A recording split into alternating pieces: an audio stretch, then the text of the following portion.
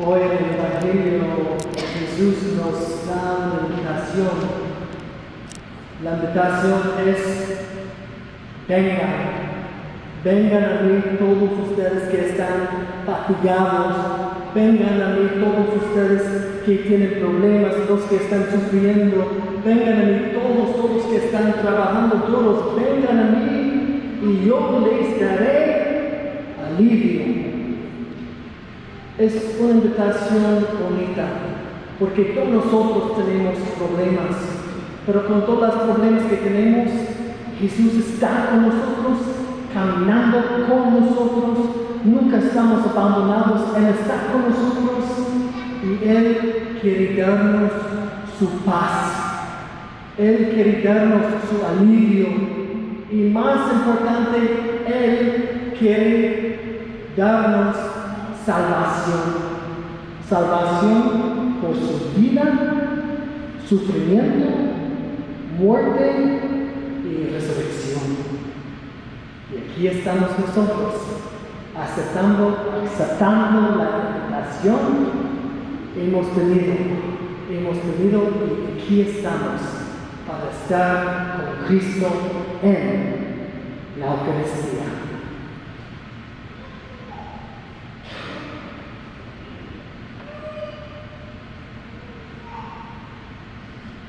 I don't know if I'm coming or going. I don't know if I'm coming or going. That's a common expression in English.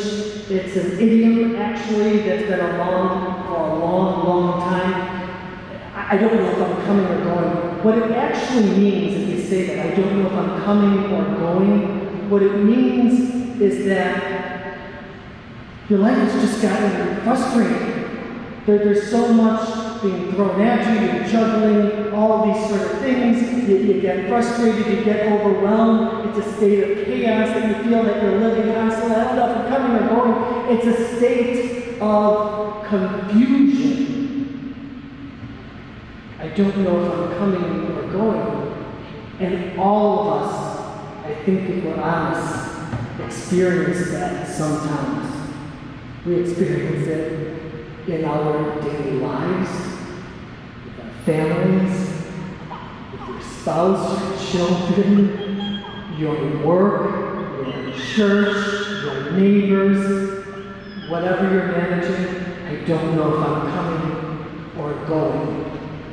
Let's break down those words a little bit just so we know what we're talking about here. Coming and going, coming and going.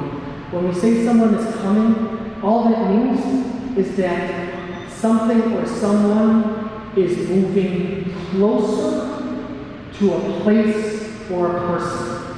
That's the action of coming. From afar, coming closer to a person or to a thing or a place. Going, on the other hand, is moving farther away from a person or a place.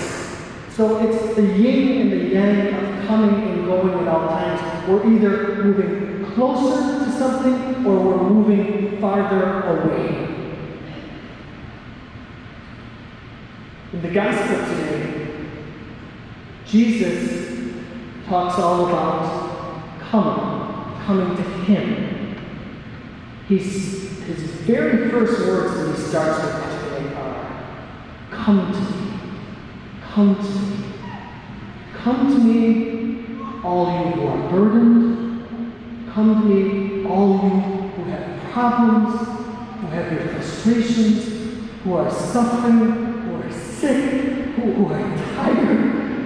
Come to me, everyone, and I will give you rest. It's a beautiful invitation. It's a beautiful invitation.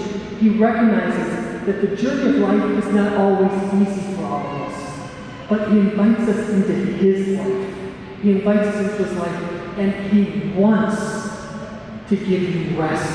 He wants to give us peace, and He wants mostly to give you salvation. Salvation specifically by sharing in His life, suffering, death, and resurrection. share a very personal story with you that I've shared a couple of times in the diocese. You might have heard me talk about this. But when we talk about the importance of coming to Jesus, I immediately turn to an experience that I had 6 years ago. I was on retreat. I was in a chapel in front of the Eucharistic Lord and praying. It was a time of adoration, of worship, of prayer, and it was an extended period of time. And I loved being there. And in that prayer experience, the Lord spoke to me directly, succinctly, and clearly. Now, you might be sitting there thinking, well, Bishop, you're a priest, you've lived a spiritual life. The Lord is probably always talking to you and sharing things with you. Friends, that's not my reality. I've had the Lord speak to me twice in my life. That's it, that clearly. The rest of the time, it's me discerning the Holy Spirit and what is God asking in time to quiet and trying to figure out what is God's will and putting myself in sync with that. So these experiences are very rare. It is not something that happens now. So I knew this prayer experience and I was sitting there, and all of a sudden, the Lord speaks to me. And here was his message. It's very interesting. He said to me, Ron, you are a beloved Son of the Father. You are so loved, and you have been blessed with talents and gifts. You're smart, you're capable. And that was all very nice to hear. But then he said to me, but here's the one thing.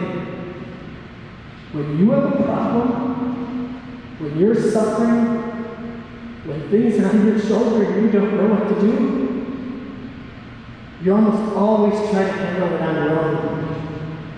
You try to use your own intellect, your own will, your own force to manage it. And almost always, I'm the last person you come to. I'm the last one you come to. And in that moment, the Lord himself, Jesus himself, gave me an invitation.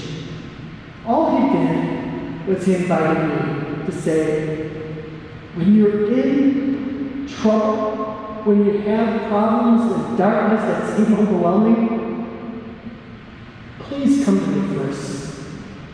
Come to me first. And that was his message. And it left me awestruck. Because he's so right. He's so right. And even 6 years later, I still have to be reminded of that message. I think that's why I like telling the story. Even though he said it to me, I still want to do everything on my own. I want to do it according to my will, and not first trying to align myself with the will of the Father. So it was a very good and powerful message for me, and I share it with all of you. If you don't know if you're coming or going, if life ever gets frustrating, if it's problematic and chaotic and confusion, come to Jesus first. He says in the gospel, come to me. I will give you rest. I'll give you everything that you need. Surrender. Surrender to me. Let me take care of everything. Do my Father's will instead of your own. I just want to share one other thing with you. When we do decide to come to Jesus, friends, this is not magic. This is not magic. Just because we decided, okay, Lord, you want me to come to you? Now I want this, and this done. Hey, why didn't you do it? Why didn't you do it in my time? This is what I just asked of you. You told me to come to you. Why didn't you do it? When we come to Jesus, it's to align ourselves with the Father's will. He's going to give us what we need, what is best for us in this life and for our path to salvation. Come to Jesus with everything, but let him do the work. Let it be God's will and not force our own or think it's going to be a magic wand that just fixes everything and there we go. That's a lifelong journey, by the way. So Jesus says, come to me.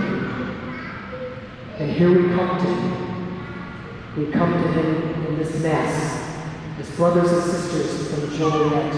We come with tens of thousands of other believers to keep Christ in the center of our life. We have come to Jesus to worship him, to adore him, to receive him. We have come to Jesus, and I am so happy that we have done this. But just one other thing. Remember in the gospel, Jesus never ends with just saying, come to me. He also constantly says, go out. It's the back and the forth. It's the back and the forth. So when we come closer to him, in the gospel, he's constantly sending his disciples out, sending them out 2 by 2, sending them out on mission, sending them out to share the good word. At the ascension, before he ascends into heaven, what happens? He says, go out to the entire world and baptize them in the name of the Father and of the Son and of the Holy Spirit, and know that I am with you always. You're never alone, you're never abandoned. I am there with you always. Coming and going. Jesus is the answer. Nosotros estamos aquí aceptando la invitación, vengan a Cristo.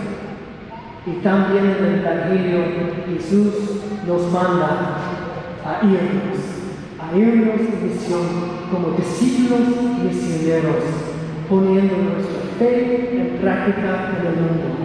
Vengan y vayan. Es parte de la jornada espiritual con Jesús, con la Eucaristía en el centro de nuestras vidas. So my friends, whenever you say, I don't know if I'm coming or going, because I guarantee that you'll feel like that somewhere in your life after this Mass. Whenever you say that, whatever has made you say that, I don't know if I'm coming or if I'm going. Remember what the answer is to that feeling, to that experience. The answer is that we come to Jesus. We come to adore him, we come to worship him, and we come to receive his true presence. We receive his body, blood, soul, and divinity. And together, once we've come to Jesus through the Eucharist, as Eucharistic people, as missionary disciples, we go out. We go out and we continue to put our faith into action.